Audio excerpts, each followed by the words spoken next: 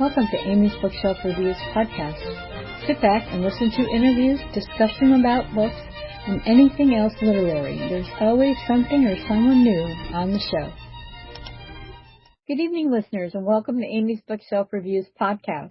Behind the books, honest voices, real stories. I'm Amy Shannon, and each episode brings you a heartfelt conversation with the storytellers behind the stories, authors, publishers, and creatives who shape the literary world.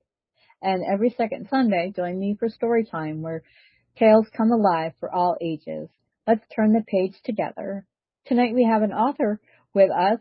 Thank you for joining us. Will you please introduce yourself and let people know how to contact you or find your books? Sure. My name is Glenda Carroll. I write the Tricia Carson mysteries that are set in the San Francisco Bay Area.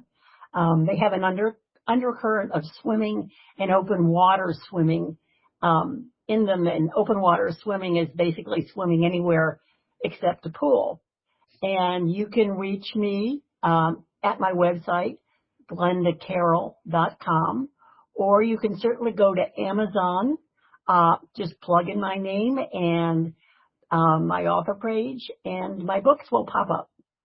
Great. And I'll have that information in the description for this particular episode. So, how long have you been writing? That's a good question. I've been writing all my life, but it's been nonfiction. I've been a sports journalist. I wrote a column for my local paper, which is the Marin Independent Journal. I covered sailing and swimming and occasionally surfing. And all of my professional life, I was like a communications manager for a national healthcare organization. I started writing when I was in middle school, and I had a column where it's kind of like a gossip column, but I talked about things that were happening at the time. So I didn't really start writing fiction or mysteries, and I chose mysteries because that's what I read the most, until I retired from my professional job. And I remember somebody asking me at one time, this is before I retired, they said, "Is there a novel in there?" And he said, pointing to my head. And I kind of huffed and puffed and was kind of arrogant. I said, well, how can I write about anything that's not true? But I found that once I started writing mysteries, I could kill off people with the best of them, really. And so I've been writing this mystery series, for about 10 years. My fourth book came out in March, and that's called Better Off Dead. Came out of March of this year. And I'm about 10,000 words into book 5, and I'm just kind of plodding along, which is the way I write.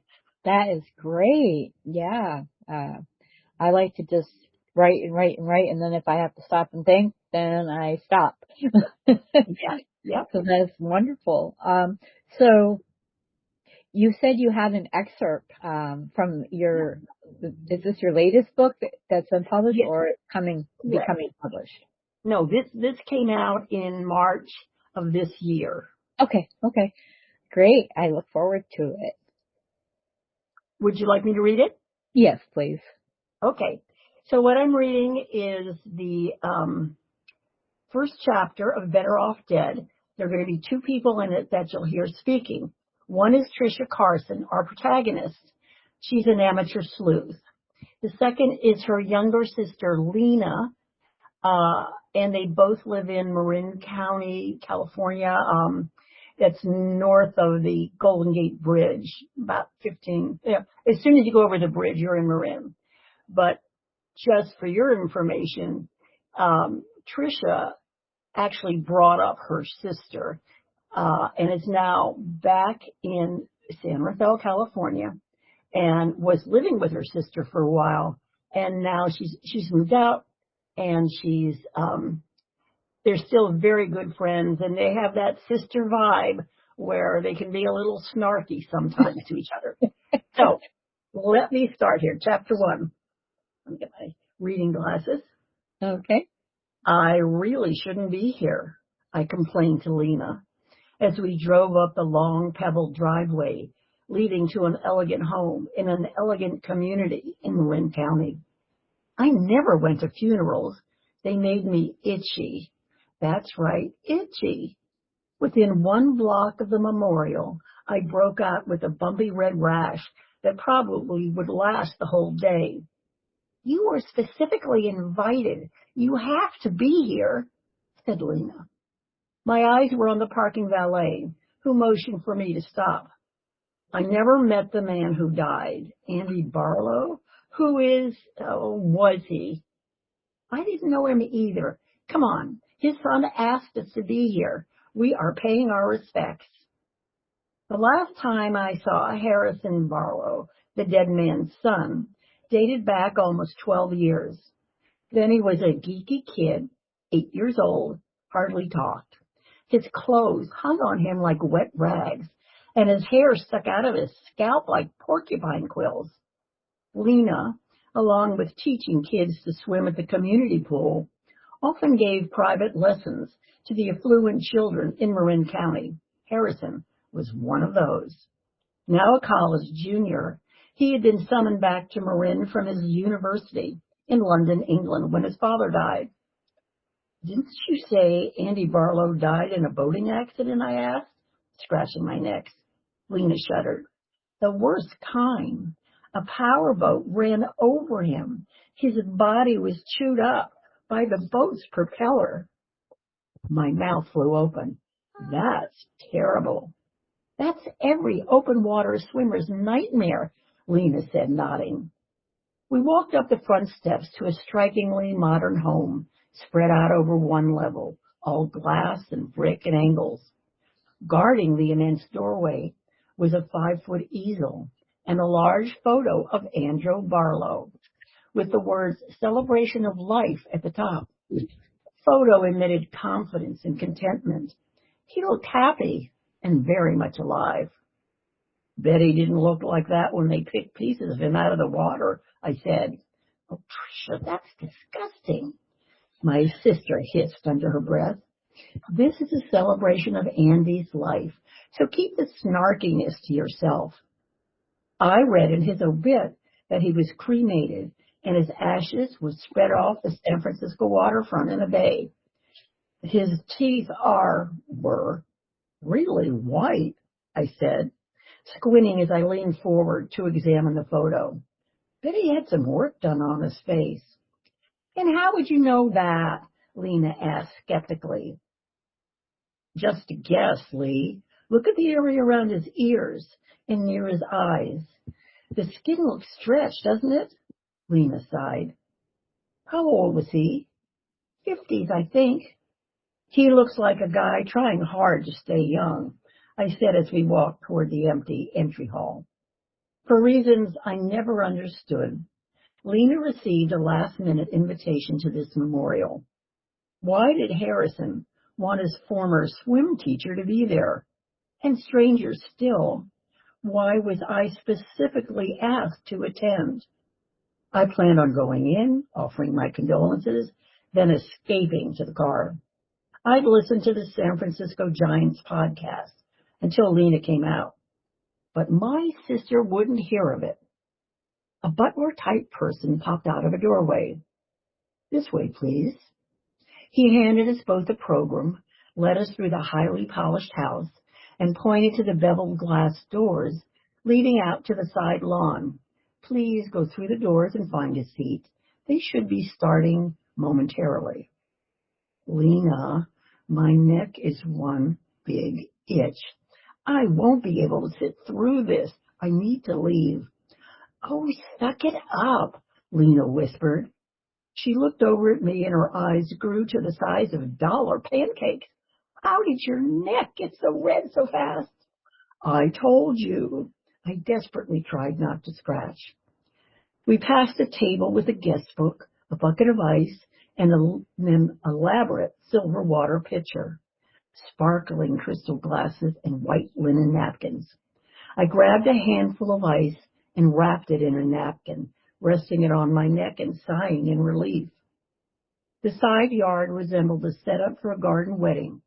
Rows of white chairs, a podium at the front with another large photo of the deceased. Off to the left, behind a tall iron fence, was the pool. It was a no-nonsense, 3-lane, 25-yard competition pool, complete with backstroke flags and a 36-inch timing clock on the pool deck. On the right side of the chairs were the rolling golden hills of Northern California. Was Andy a serious swimmer, I asked? Lena shrugged. Must have been with that kind of setup. She walked toward 2 seats in the second row, but I grabbed her arm and pulled her into the last row.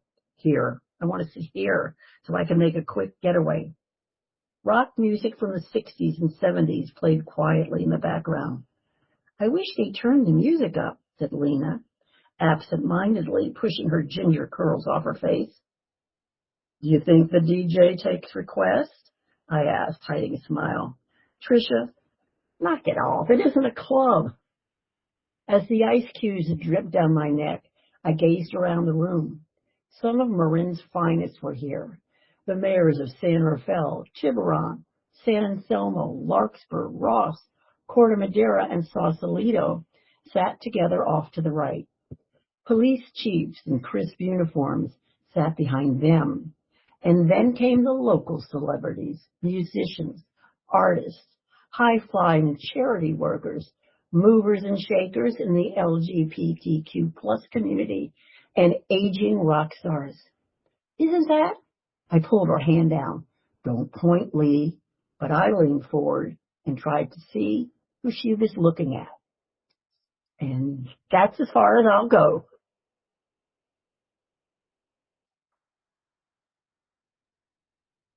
You still there? I'm finished. That's great. Thank you very much. Sure. It's enough. You read enough to entice anyone who really likes a good mystery. So, sounds very interesting. So how did you, excuse me, what inspired you to write like this past book, the one you just read from? How do you get your inspiration? Okay. Usually my books, let me backtrack here. I write about what I know. There are some people who have these marvelous imaginations and they can write about anything, but I base my books on an occurrence and then I kind of riff off of that. In this case, I mentioned I write about open water swimming because I am one. And about 10 years ago, there's a swim called the Maui Channel Swim. And someone was competing in it. So they were swimming across to Maui. And right at the end, they go into a marina. And someone on a boat was not paying attention, pulled out of the marina and ran over a swimmer. Oh my goodness. He lost one of his arms, and I think it eventually had to be amputated. And then the fingers on his other hand, I think he only ended up with 2 or 3 fingers. And this happened to be a man from the San Francisco Bay Area. So I heard about it. I wasn't competing at all. But it's not the first time a boat has run over a swimmer. And something like that always stays in the back of my mind. So I knew I wanted to write about a tragic boating accident. Right. But I didn't know much else. I didn't know where else it would go. Oh, and that's where the mystery unfolds. Exactly. No, that's great. I like that. Yeah, anything that will keep you on the edge of your seat when you're reading and you just can't wait to turn the page, or you just, you slow down and absorb it. Well, I hope that's what happens. in the case of this book, the Coast Guard and the local sheriff all say that this was just a terrible accident. But when Harrison comes back from England, he is sure that this was planned and that his father was murdered. And the reason why he reaches out to Lena and Trisha Carson is because Trisha's well known by this time. She's 4 books into solving crimes in the open water world. Mm-hmm. So that's why he approached her. Oh, well, that's what happens sometimes, though, in real life. That it looks like an accident and smells like one, but it's it's not an accident in some ways. I mean, running someone over, it's like running someone over in your car. It can be an accident or it can be intentional. So Exactly. And I do know just from, I'm not a boater or a swimmer, not a fan of the water, but I do know, like, locally we have, there's lakes. I live in upstate New York, so we have several lakes, and they are patrolled by the state police or the sheriff's department. And there are so many times when they've had to deal with accidents just because people were careless, or they think driving a boat while drunk is not the same as driving a car while drunk. Right. And it could be a lot worse too, I mean, there's a lot of danger. Yeah, it's funny, when I was writing it, I wasn't thinking too much of how it related to the rest of the people in the United States. But, I get these Google messages for boating accidents, and I get at least 1 or 2 every day. I mean, now even, we're out of summer, going into winter. So it's not that unusual for an accident to happen, which kind of surprised me, because I always think of it in terms of swimmers, where that is unusual when a swimmer is run over or hit by a boat. But the actual fact of people, boating accidents, they happen all the time. Yeah. Even the big boats that it wasn't that, well, it feels like wasn't that long ago, but it was when a ferry had all these people, these elderly people and disabled people on their boat as doing a tour, and it sunk.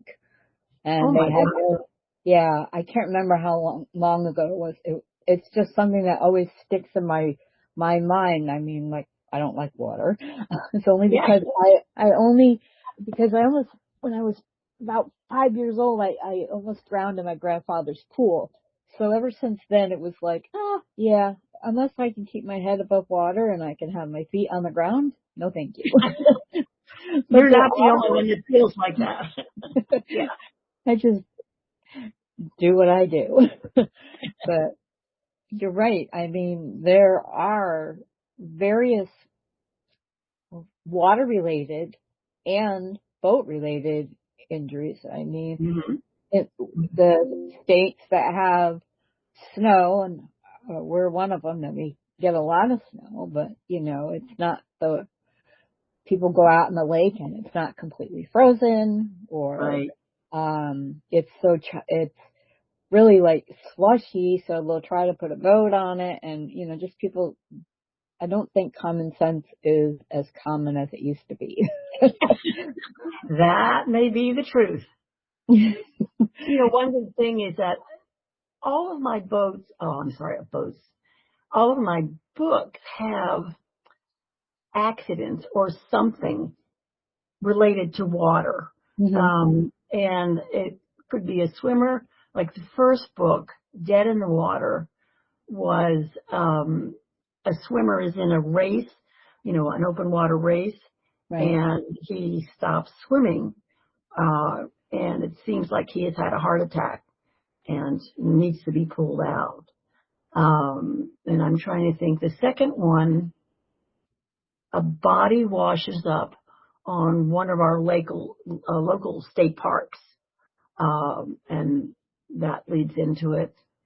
And then the third one, it doesn't have somebody dying in the water. It's more about coding, you know, a cell for a entrepreneur who's living next to Trisha, who she finds out is trying to hack into some of the towns around where she lives Mm-hmm. and shut down their government for a price. They'll reopen. So it's Right. all of them except for Dead Code are related in some way to swimming. Nice.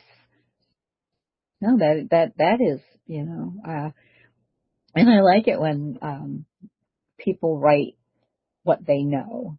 I always, what they're familiar with and comfortable with. I always tell people, when we're in grade school, our English teacher tells us write what we know about.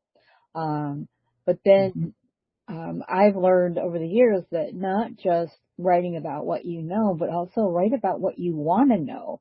That way, like I'm not a doctor, I'm not a police officer, but so I could create characters that were believable. Mm-hmm. I researched a lot. And sometimes when I went to the doctors myself, I would ask them questions. Yeah, that's great. So I always say, write what you know and write what you want to know. And that gives you your incentive to, create characters that you like. Like, I love history. So a few of my characters were historians, and Uh-huh. I am now an unofficial historian of the county I live in. And I used to write full-length novels, and they were all, various like dramas and suspense and detectives and things like that, because that's the kind of stuff that I like. But then I started doing research for my one of my books I wrote a couple years ago about my hometown and how it became about, and it kind Mm. of just gave me, some people in the book just inspired me. So Yeah.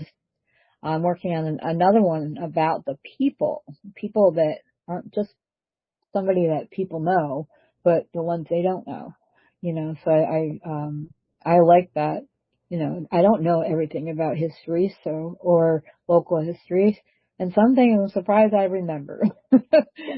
Well, I agree. I mean, within each book, I'm researching something. Like in Dead Code, the third book, there's a lot of computer hacking, computer terminology, coding. I know zip about that. Right. However, my sister's partner had his own computer security firm, Mhm. and I'd ask him questions, and I said, I'd write something and I'd send him a few pages, and I said, is this real? I mean, would somebody read this and say, who knows computers? Okay, she knows what she's talking about. Or they would say, oh God, this woman knows nothing.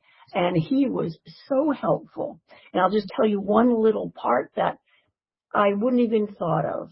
So Trisha is talking to her sister, Lena, in the kitchen, and she wants to tell her that she thinks their house is bugged.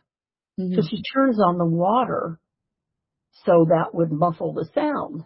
Right. And I sent that scene to Les, and he wrote back and he said, no, no, no, no, no. You have Trisha and Lena go outside, get away from the house. Even anybody who wants to hack in and listen can hear anything, even through running water. And it was something that, I never thought of. And even in terms of the name of the book, Dead Code, again, the third book, I made it up. And I approached Les again and I said, by any chance, is there anything in the computer world that's called a dead code? And I remember we were out to dinner, the three of us, and he looked at me and he said, how do you know about dead code? And I said, I don't. I just made it up because I thought it sounded like a nice title. And then he went on to explain to me what dead code was. And I used it correctly, which came as a shock. But yeah, so research is, it's fun, time consuming, but I always end up learning something that I didn't know before I started. For Better Off Dead, I'm in touch with a medical, for the book I'm working on now, which doesn't have a name, body parts, a skull, skeleton of hands and feet wash up on Marin County beaches. And I'm in touch with a medical examiner to find out, can you tell the sex? Can you tell how long it's been in the water? Right. Can you tell how old the people are? Right. So, I don't have a medical background, so this is all new to me, but I want to make sure that I'm right and I'm precise. Yeah, I mean, and another thing too, just to what you were saying is that, I watch a lot of crime shows. Me too. I love true crime documentaries and all that stuff. And I see one of the things that people, would ask is, say they were dismembered.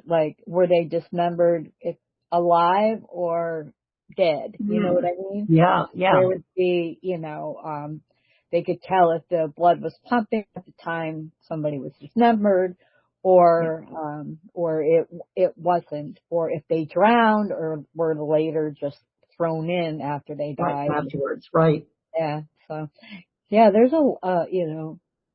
and what's kind of weird too is that people actually do stuff like this, I know, I'm just making it up, and I'm making it up based on things that I know have happened, but they didn't happen in a crime way. Somebody had a heart attack or, whatever, or a body was found, but it wasn't that this person was killed. So then I have to come with, I guess I have to figure out if I'm going to use it, how to kill them, how they ended up like this. Yeah. Maybe the guy that had a heart attack, he could have been poisoned, or right. Some are given, it's that pufferfish poison that it doesn't kill them, but it makes them look dead, or totally, people will completely think they're dead, and by the time they come out of it, they're already buried. Oh dear. That's something I'll remember. I'll go check that out.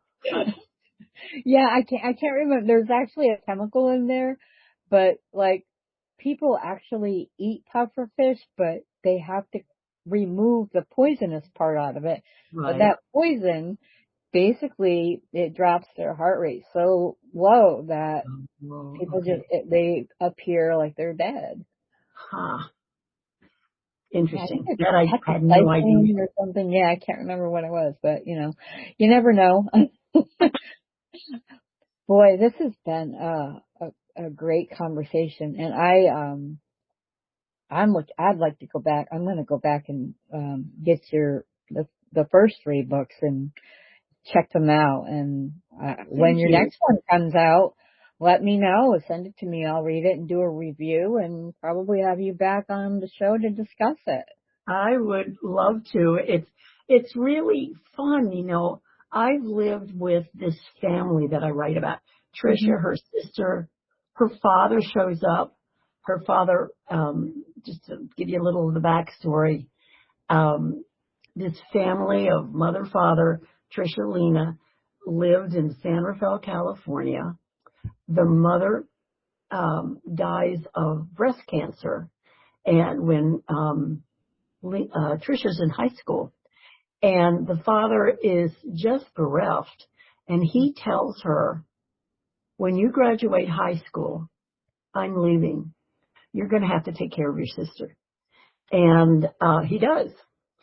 So, and then 20 years later, he comes back into their lives. And it's not an easy fit at first, but now he's very much a part of their lives. And, I know this family so well that oftentimes, I'm walking around and I'm thinking, I wonder if Tricia would go by here. I wonder if Lena would do this. And, they feel like friends to me. And Yeah. that was something I didn't really know and probably wouldn't have learned if I hadn't written the series. So it's been a very interesting experience. Yeah, I have a couple of my books are standalone singles, and I have a few where they're like they have sequels. But I have one. The first book I ever wrote as a full-length novel, because I used to, as a kid, I would tell stories, and when I could write, I would write poetry and in my diary and short stories. And then when I became an adult and had kids and a full-time job, I decided that I needed some time to myself, so I started writing again. And that first book triggered something inside me, and that was over 20 years ago. And now that I ended it a couple years ago, the series, but it ended in volume 67. Oh my gosh. And Oh my gosh. I know, and it was like there were times when I'm like, okay, this is the last book. I said that several times. Yeah. But I know what you mean about having, like these people are your friends, like, them, and Mm-hmm. each one is like a person, not just a character. Right. I understand that. I mean, I will, because I miss those characters, because I don't write for them anymore. I think all their stories have been told, but I like to go back and read them and just kind of connect with them again. I understand that completely. I really do. Great. So thank you very much for being on the show. Like I said, I will definitely have you back. I really enjoyed our discussion. Thank you. Just Yeah, been and a just ramble. thank you for letting me talk about, my books in the series. I sometimes you sort of wonder, does it, do the books make sense as a series? And they do. And I only find that when I sort of go back and take a look at them as a set. And so I really appreciate the time to talk about them and tell you about the characters. And when I get book 5 done, which won't be anytime soon, by the way, I will contact you. Great. Thank you. So it's the end of another great conversation. Thank you for being on the show, and thank you, audience, for listening. If you wish for you or your book to be on the show, just go to amysbookshelfreviews.com/podcast and schedule your pre-recording. Please follow this podcast on Spotify. I'm Amy Shannon. Be safe, be well, and always be kind. Tune in here again next week for another tantalizing discussion. Thank you for listening to Amy's Bookshelf Reviews podcast.